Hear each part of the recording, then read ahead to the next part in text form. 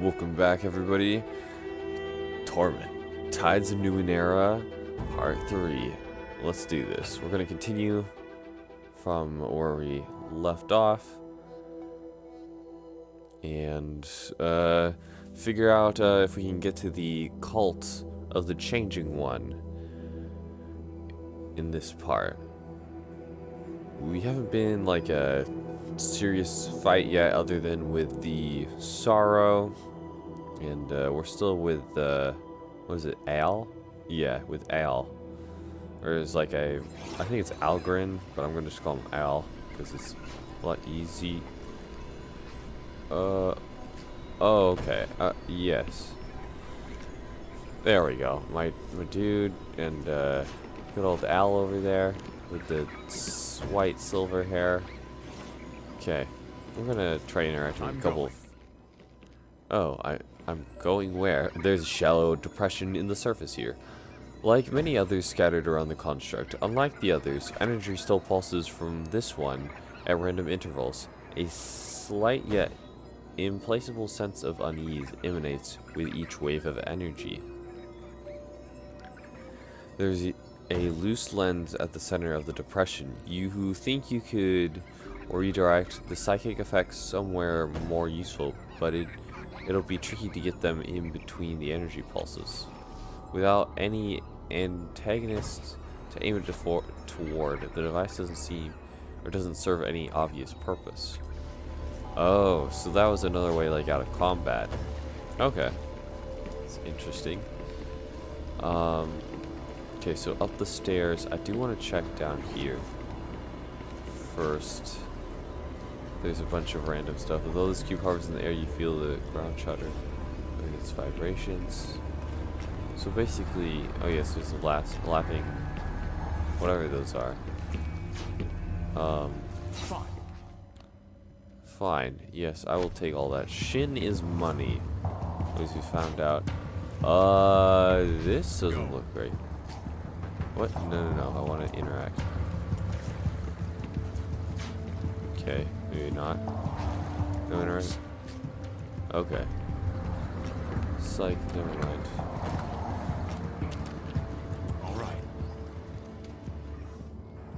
A bubbling mass of sludge floats on the surface of the water. Every once in a while, oily nodal separates it and hurls it into the sky. You can momentarily catch momentary glimpses of a muck-coated object in the putrid mass. Attempt to retrieve the object. Let's do it. Let's try it. Oh wait, I should probably check if it got to 100% before that. You found a cipher. Ciphers are Numenera objects that can trigger a powerful effect, but can only be used once. Oh yeah, it's ciphers, and there's something else that you can use multiple times, but it can be worn out or something. Ciphers and your cipher limit score are displayed in a special section of the inventory screen. Take care not to accumulate more ciphers in your cipher limit, or you will experience unpleasant side effects. Awesome. Okay.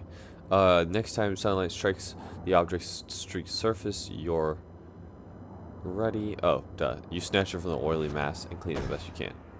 Fresh vapors. Al. You know, most people don't go sticking their hands into reeking sludge, but it seems to have worked out for you. This time, anyway. Okay, we are going to examine item. Target self heals 10 points of intellect and confers fresh vapors, 1+ intellect edge. Consumes action 5 uses. I think it's a single use. The simmering jar made of metallic glass. Inside the jar rests a strange miasma. Its vapor sits crystalline and perfectly still until held. The glass vessel twists and writhes when grasped. When you put your ear to the device and listen closely, sounds of weeping and hysterical laughter rise from within. Warm to the touch, once inhaled, the vessel becomes ice cold. The user feels panic. Fear, nausea, and then sweet relief. A torrent of emotions akin to getting a full rest. I think the sweet relief part must be the torrent of emotions akin to getting a full rest, because I don't remember those first three. If not, I'd be like, you know, I ain't sleeping. I'm gonna play some Overwatch instead. I ain't sleeping. Yes. We're not gonna search for more objects. We're gonna leave. Okay, this goes to a hut. Okay, well this might be interesting. We are actually gonna head up the stairs because it seems like that was the right direction to get to the cultists. Yeah. So, interesting sort of whatever the heck all this stuff is. Okay, leave area. We might come back here. Spoiler alert, probably. I don't know. We might need to come back here. Spend XP to advance your characters. XP is mostly from solving quests, but also be gained making discoveries. Yeah. Spoiler alert, you use XP to level up. Spoiler alert. Spoiler alert. It's like, what? I didn't know that. It's like, how many RPGs have you played? 27? It's like, you just can't assume every RPG has an experience leveling system. It's like, how else do you level? That might be an interesting spot. Although, I mean, like, Dark Souls, you do level stats, but I mean, as you progress, you do get better at the game, making once you get over that, like, initial curve, you know, the game becomes a bit, not easier, but kind of, ooh, trophy time! A city carved in stone. Another silver. Alright. Probably won't platinum this game. That's not a spoiler, right? We are going to talk to Otaro. Wind spins off the distant sea, sweeping between you and the boar, whistling up towards the peaks of Sag's cliffs. He glances at you. Oh, wait. That was not him speaking. So basically, okay. He glances at you, then the crowds in the plaza beyond. He appears to be looking for someone. Scan thoughts. Would she have come to the city? Doesn't seem like her kind of play, but... Otaro. Okay, now he's speaking. Saw you wandering down in the reef, he says. Did you get to that star before the others did? He looks back at your face and grins. Guess not. That ain't a face that's found good pick. Don't be rude, boy. Boy! What did you let? There's nothing to find down there. I was the falling star. A lot of people went looking for the star, did they? Let's go. A lot of people went looking for the star, did they? Dominant ties of change legacy has shifted.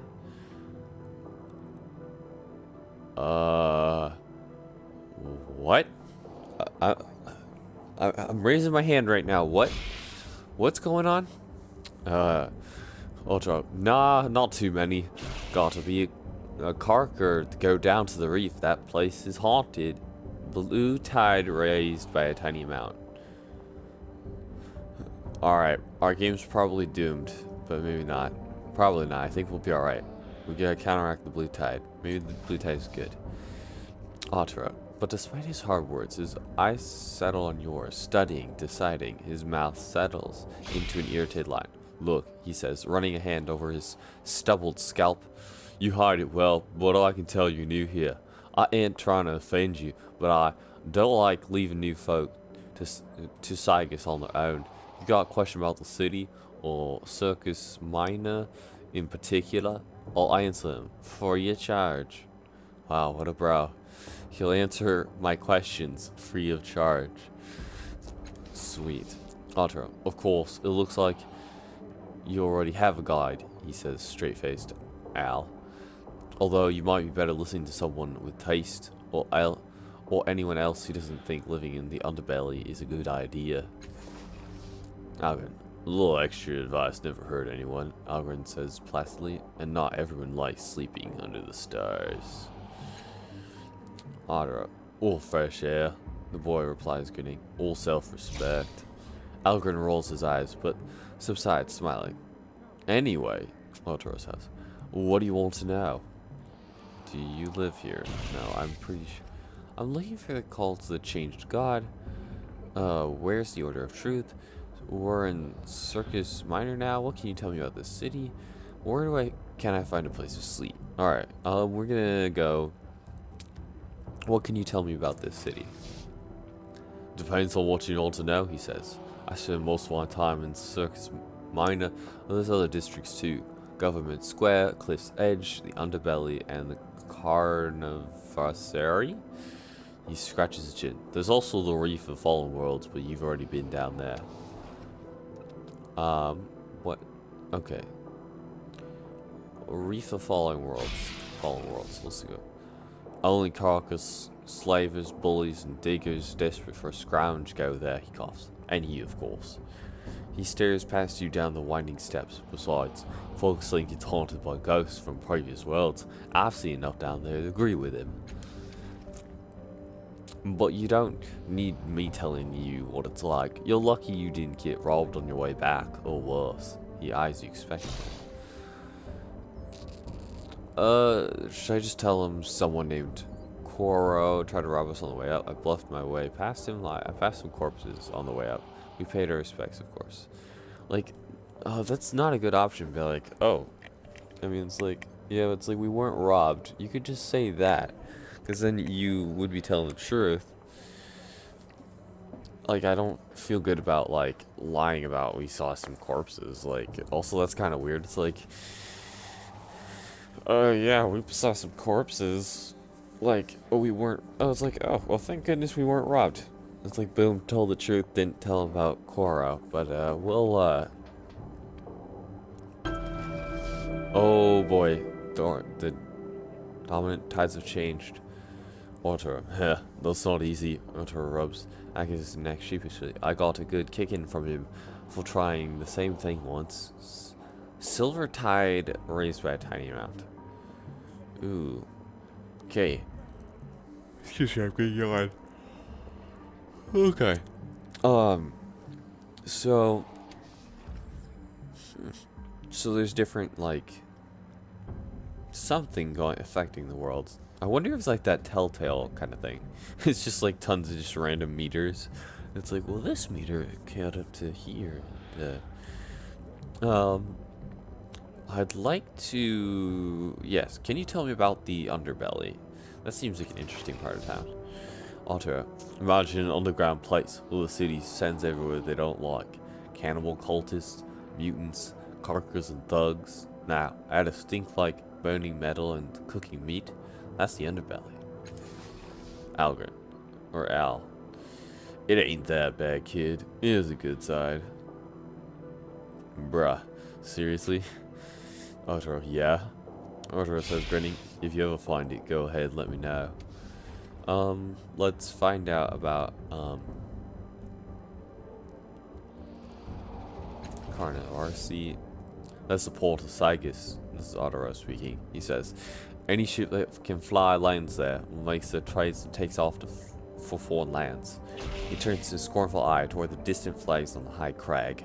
Blending to see right here in Cygus. Don't know why people insist on leaving. Alright, let's ask about... Government Square is pretty self-explanatory. I assume that must be where their government is being held. I want to ask about something else. Sure. I'm not going anywhere. Yet. Anyway, do you live here? Circus Minor, that's like a district from what I picked up. I'm looking for the cult. I'm going to, yes, ask him where the cult of the changing one is. Added, fallen to earth. Oh, that must be like an additional spot for my quest, I guess? We'll go with that. Let's like more information. Well, this is Otto speaking. You're not going to be able to miss him, he says, smirking. The count around that weird clock on the other side of the square. He settles his hands on his hips. What do you want with those carkers anyway? They owe you something? Yes, I am the changing one. I just need to ask him a few questions. That's my own business. I just need to ask him a few questions. I think that's polite enough. Otro, fair enough, he says, shrugging. Even cockers get it right sometimes. Where's the order of truth? I'll remember that. Okay. Adderdom added. Alright. In Government Square. From here, follow the path around to the left and look for the stairs going up. Ah, nice. Where can I find a place to sleep? The cult is a changing one that might let you sleep in their camp, or you can try Tranquility's Rest in Caravanserai. Blah, blah, blah. Cool. Alright, peace out, bro. Farewell. See you around. Unmoved woman. Unmoved woman. This woman stands at the back of the crowd, her arms crossed and eyes cool. She watches the slow execution. Oh, that's what's going on over here? Oh. Oh no. Unlike the others, she's also watching the people in the crowd. She shakes her head. Depressing. Why is everybody watching this? Farewell. What exactly is happening here? I'm gonna find out. Unmoved. Another in a long series of pointless executions. She points to the man with a rope of flesh coming out of his mouth. Oh, okay. The poor bastard, the killing is put into a trance that makes him talk a lot of nonsense and spew that pink stuff. Eventually, it crushes the life out of him, and the big guy eats him. Disgusting. And from her thoughts, it reads, I feel like someone should do something. Why is everyone just watching? Unfortunately, I'm gonna just ask why. Alright, I'm going to. Why is everybody watching? Unmoved woman, she says. It's what passes for entertainment in this town. People like to watch others suffer.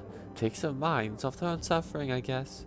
That's not why I'm here, though. I just got sucked in. Scan thoughts. I want to stop it, I guess. Oh, what can I do? Ah, farewell. Yeah, sure. Tiger. Horrified. Yeah. Treat. The deep shall echo with our song, and the masters shall weep to hear it. I would like to say this guy, but like, I am excited man? Does he have dialogue? Excited man, the man watches with the execution with fevered eyes. He shakes his fist. Traitor!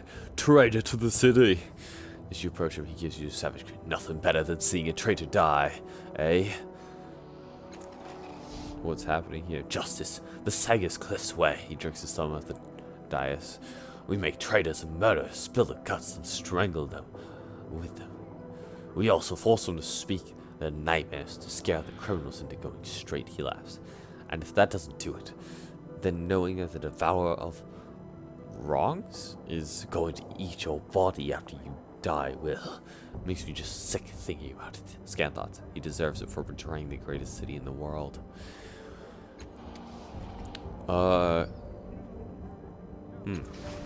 Interesting. Long live Sex Cliffs. This does seem interesting. The ice, it creeps into everything. Our homes, our hearts, our hands, and cracks them each something. Okay. I thought this was civilized city. What is... Oh! Oh, okay, okay. Alright, alright. Hello. Can it do? This large, bald, broad-shouldered man turns to face you. You freeze. It's not his dark cloak or his sledgehammer. It's that beneath his muscle or his mustache and goatee, he is so ugly that he'd scare his own mother in a dark alley. He gives you an abrupt nod, and you get the distinct impression that here stands a man who enjoys the boredom of standing guard and the company of his own thoughts. Slow day. Good. Nothing wrong with a slow day. Can do. Nothing to see here until you pay al gento. He says when it's clear that you aren't moving on. With that, he returns his gaze to the distance. What is that thing in the cage? Where do you and your partner come from?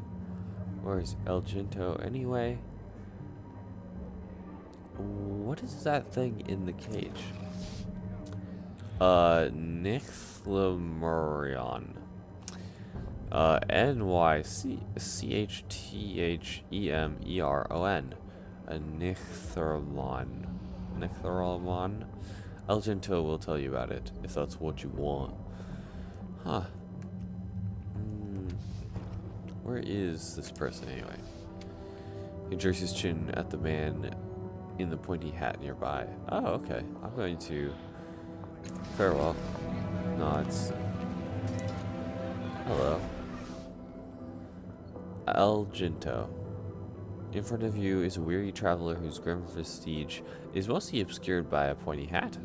Upon closer inspection, the lines on his face indicate that he has seen much and has many tales to tell. Hello there, friend, he says. Here to see my Nithermon,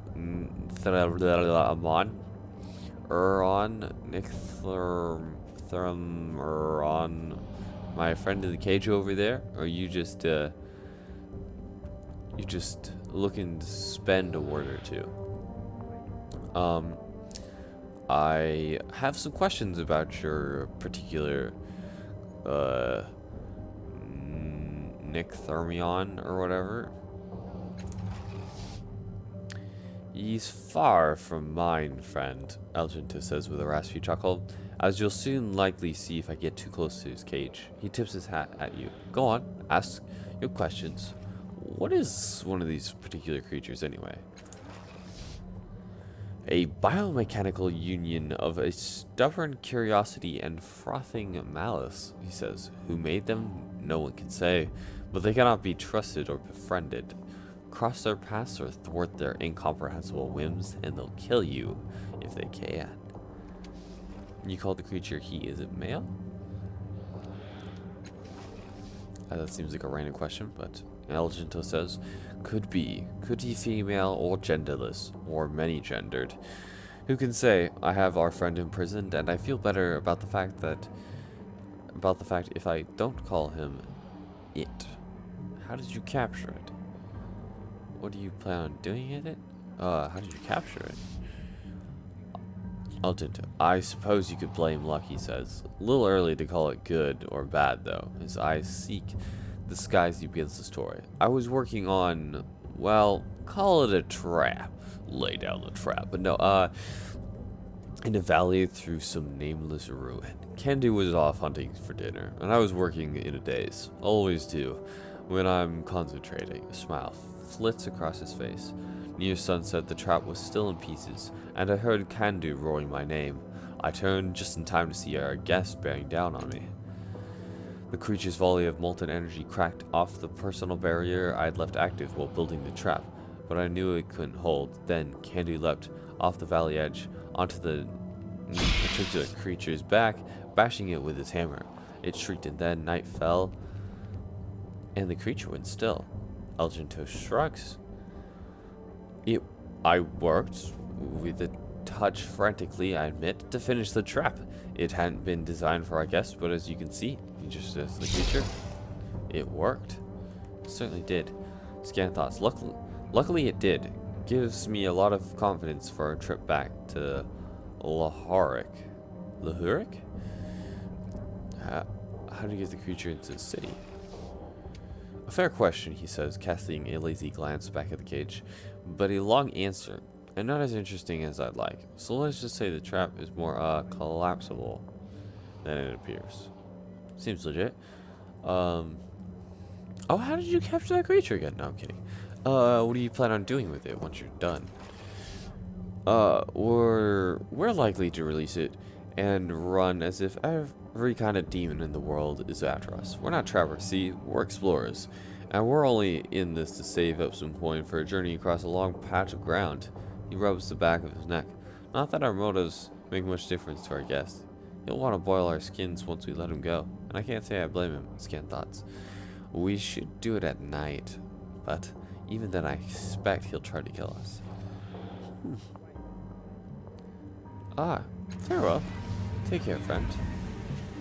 Okay, we have some... Okay, it looks like shops.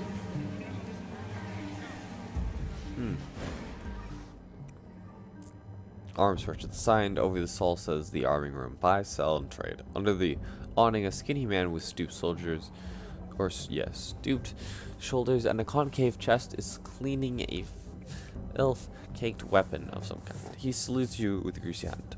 Done in a moment. Have a look around. If you need anything, just let me know. Show me what you have for sale. Let me see what I can buy. Ciphers. I don't have a weapon.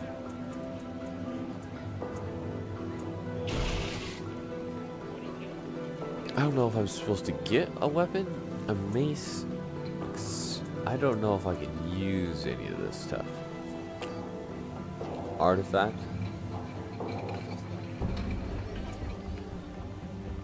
Battle axe. Broadsword.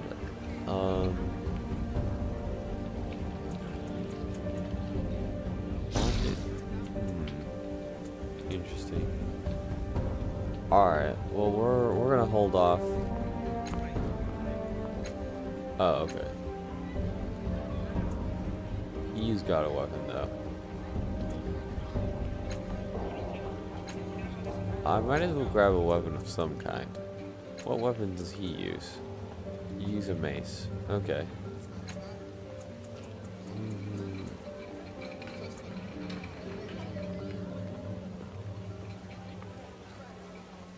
I'm gonna go with a crossbow. And how much money? I have 55, so I can only really buy one weapon feasibly. Alright, we're going to... Yeah, alright. Good balance. Items and equipment. To make full use of them, you'll need to view them, equip them, or share them between you or your party members. To view your inventory, press up on the D-pad. Okay.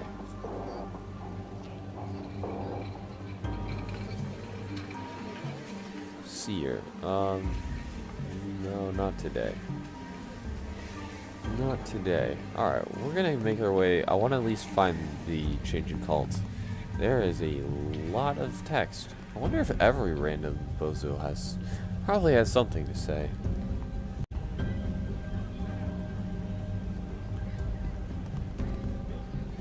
Okay, let's find the cult. Okay,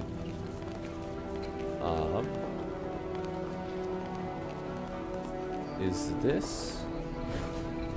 Oh, look, it's one of the Death Cheater's vessels. Ah, can it be?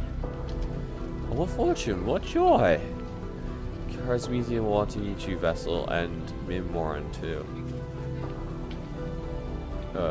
Alright, we're gonna talk to the changing one cultist. Let me touch you on a vessel?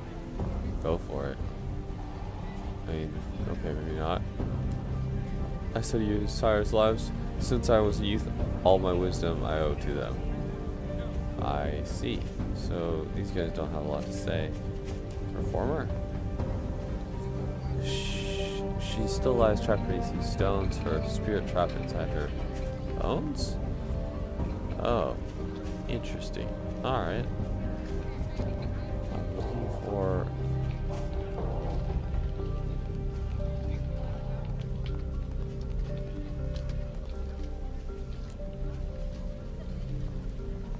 Okay, interesting. Sire's lives have changed the city.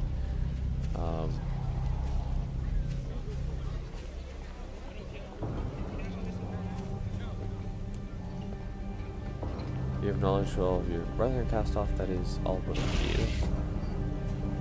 Okay. So where is this dude I need to talk to? Go.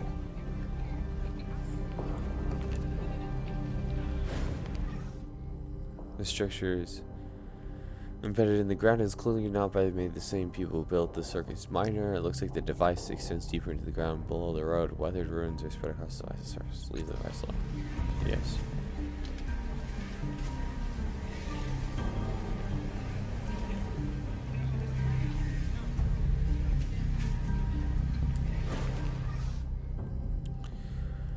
Kazmin. As you approach the duo, you see that they are arguing heatedly but quietly. The petite woman turns to you. Her hair is unusual, a light, almost yellow color, and her bright eyes dominate her pretty face. Excuse me, sir, my friend and I were having a discussion, and her eyes fall upon your tattoo, and her breath catches audibly in her throat. Scan. Thoughts. A cast-off. One I've never seen. I don't know. No. Minion. Mimian. Her partner is unnaturally tall man, gaunt and sour-faced. His voice so erroneous, with fingers that twitch and weave through strange contortions. Occasional light strikes the air as he does. He turns to you, opens his mouth to speak, registers your tattoo, and closes it again. His throat bobs for a moment, and he says, "It is an honor." Al. He nods his head to the two of them. "I brought someone you should meet." He turns to you. "These are Casmine and Mimian, the leaders of the local branch of your church." Mimian. "You have our thanks for the introduction, Al. Our deepest thanks." He eyes the... oh, wait a sec. That was the dude. Whoops. "You have our deepest thanks for the introduction, Al. Our deepest thanks." He eyes the Aeon priest for a moment, as if about to say more, but thinks better of it. Scan thoughts. Interesting. Al has rarely been so helpful to us in the past. So something funky's going on. As pretty much everything's, there's something funky going on. Mimian. He collects himself.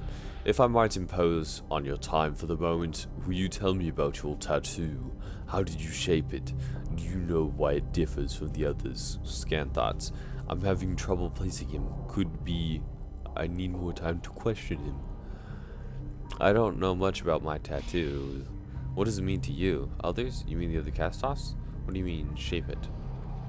Don't tattoos stay the same?" "I don't know much about the tattoo. What does it mean to you?" Casmine. "You have been touched by the changing one," she whispers. "His mind sheltered in you. He shared his dreams, his power with your mind. And when he left your body, he created you." She swallows. "That tattoo marks you, all of you, with his symbol, and it grows and changes as you mature, so that it becomes your symbol instead. There are more of you. They call you cast-offs. Blah, blah. She cocks her head, studying you. Maybe. "You are welcome here, revered one. We stand ready to serve as we can. Have you any questions for us?" "Who are you? What can you tell me about the city? Do you know anything about the Sara? What can you tell me about my sire? Do you know anything about a device called a resonance chamber?" I don't know if I can trust these guys with, like, resonance chamber info. Yes. Like, all the groups in the game, and they're like, "Alright, time to take over this resonance chamber." Can you tell me anything about the Sara? Casmine. She shudders and touches herself ritualistically on the forehead and on her lips. "A monster of deepest nightmare. I had heard it wants you dead, that every one of the Holy One's creations, all dead. I don't know why, but it hates you."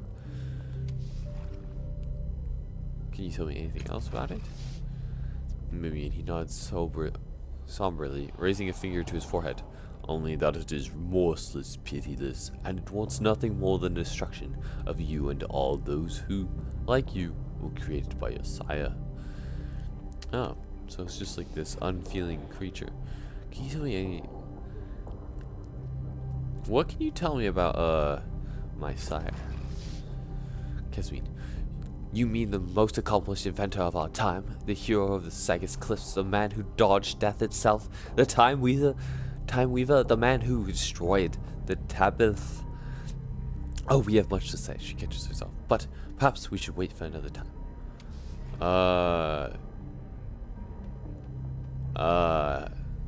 Sure. Can you tell me the meaning of this tattoo again? Okay, Mimian, you He bows. You are cast off, the Changing One, our inspiration, the man who has cheated death for centuries so that he might accumulate wisdom. He wears bodies like clothes and abandons them when he has exhausted his studies in them. Yet when he leaves, a spark of consciousness remains, your consciousness, revered one.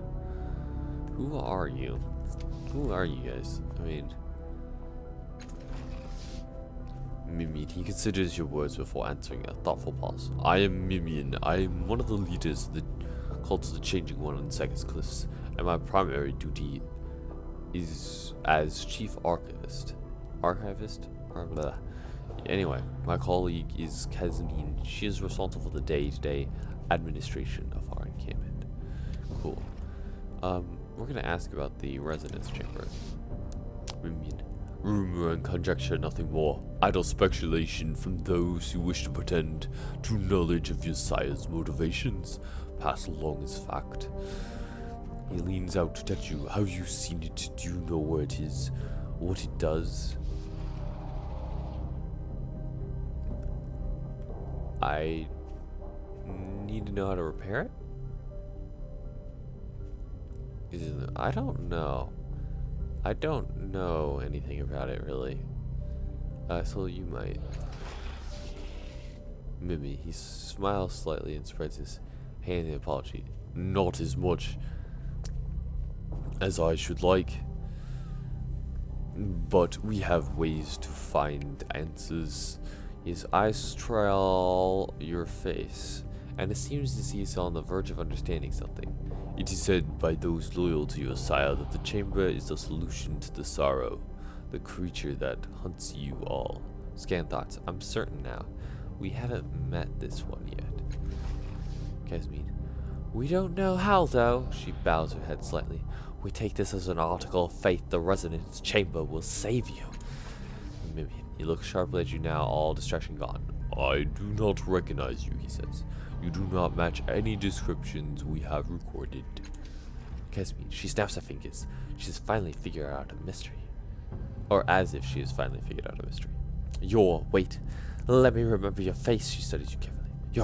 Oh my, you're new. Are you the Changing One? Can it be? She reaches out to touch your sleeve and pulls her hand back quickly. Oh. I did create a save that I might go back to.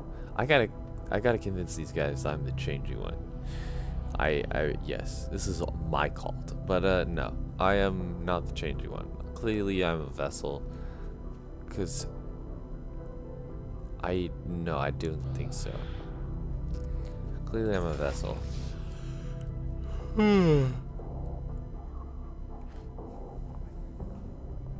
Al, his eyes flicker towards you, and his mouth draws down for a moment, but he says nothing.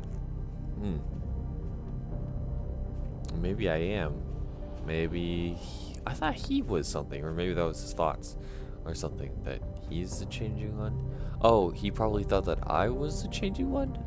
I need to look back at that. Okay. I don't believe so. Maybe he's not satisfied. As I thought, you are cast off one of his children. He touches you with his long-fingered hand, as if in consolation. There is no shame in such a thing. Many cast off come to our attention, and some of them have sought to deceive us so that they might seem more important. He smiles softly. If you are new as we suspect, it is better for us to know the truth of your existence than to bluster and lie. Because, crestfallen, she touches your shoulder. Are you sure you're not? She catches herself. No, why would you lie about that? With a noticeable effort, she wrenches herself into optimism. She chirps. But you're new, aren't you? You're new. Have you decided what you'll do? What you'll be? Your sires. Other children have done amazing things. Amazing. And no doubt you will as well. Sounds legit, Mimian. He lays a hand on your shoulder, and his voice is low, cautionary. Cass. She looks away from you for a moment, swallowing sudden tears. He says, we have a request for you. Mimian, he gestures towards the clock behind him. Dark figures circumambulate these clock faces, I theorize that your sire's creation of the time shields that protected the city established a connection with his future selves. Given this, what? Hold on. Stop the page. Creation of time shields that protect the city established a connection with his future selves. I'm sorry, what's a time shield? Cool. Alright, given this, we believe these figures may be cast off, or ghosts of cast-offs. Perhaps the living shells of the bodies your creator has worn previously. Numenera.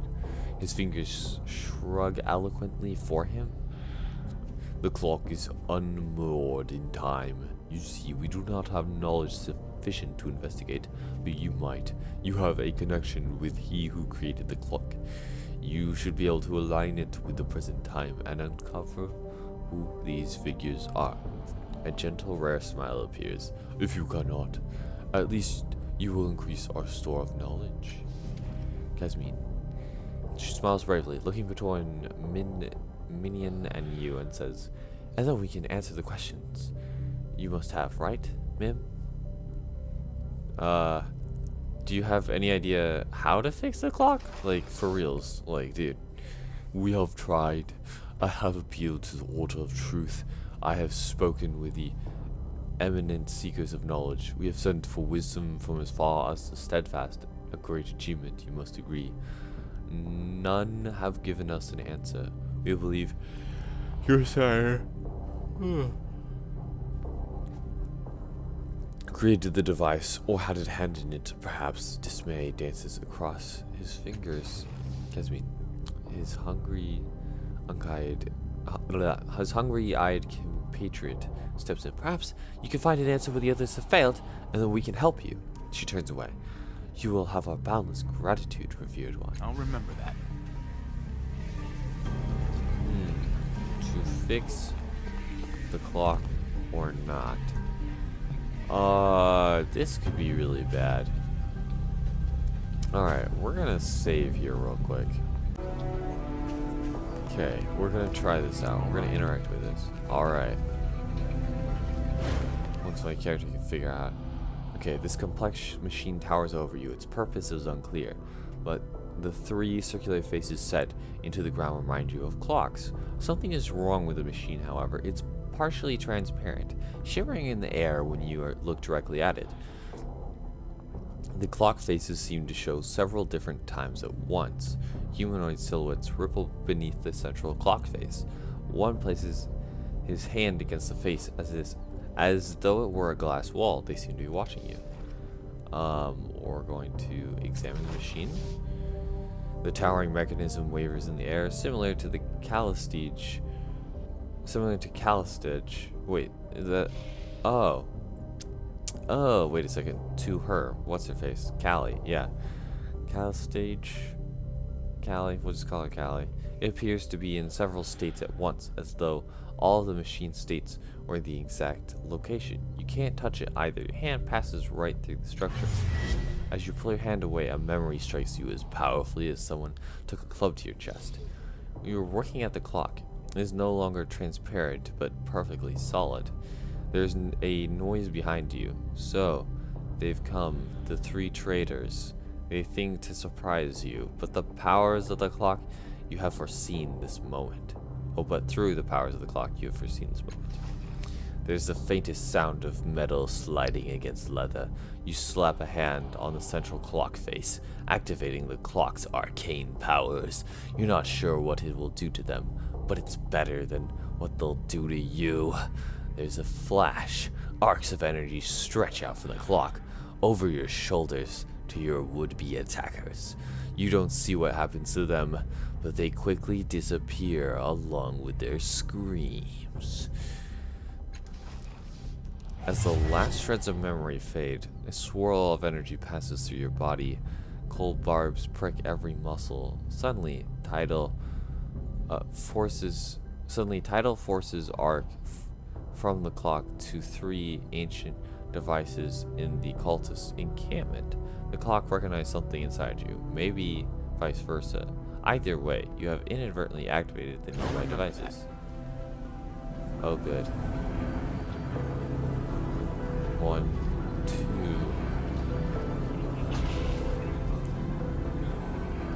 3.